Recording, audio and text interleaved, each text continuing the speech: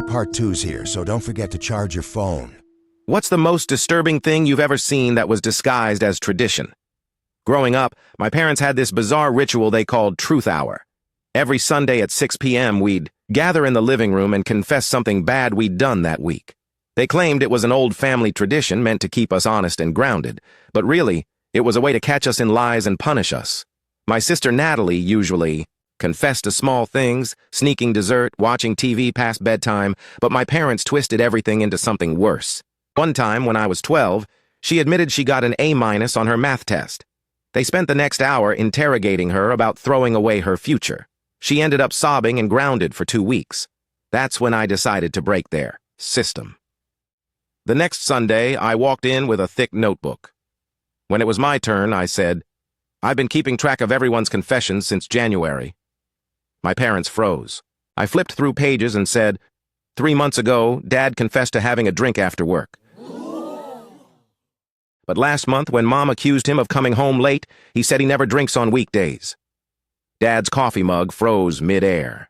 I turned another page. "Mom, 2 weeks ago you said you were working late on Thursday. But in your confession the next Sunday you said you were having dinner with Aunt Paula." Her eyes twitched. I continued. Natalie gets punished for small things, but when Dad confessed to denting someone's car and driving away, he called it a moment of weakness, and nothing happened. The room was so quiet you could hear the ceiling fan squeaking. "That's enough," Dad snapped, reaching for my notebook. But I'd prepared. I pulled out photocopies from my back pocket. "I made copies," I said calmly, "and I've been emailing them to myself after every Truth Hour for tradition's sake." Natalie's jaw dropped. Mom started nervously, straightening everything in sight. Dad turned 5 shades of red. "Also," I added, "Natalie and I have received 43 punishments this year. You guys? 0. I even made a graph." I pulled out a color-coded chart from math class. "This is ridiculous," Mom sputtered. "We're the parents. This is about teaching you honesty." I pulled out another paper. "I've been recording our Truth Hours on my phone for 2 months. Want to hear how many times you've used our confessions against us?" Later, I made a tally with dates. Dad stood up so fast his chair fell backward.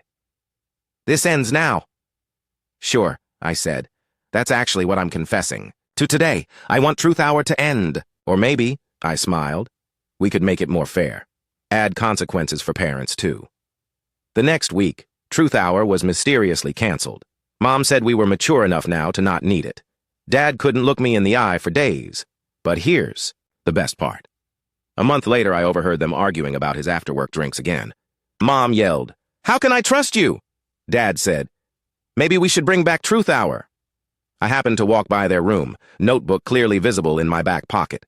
They went silent so fast it was almost funny. Truth Hour never came back. These days, when my parents start fishing for confessions, I just pat my backpack and smile. It's amazing how fast they change the subject.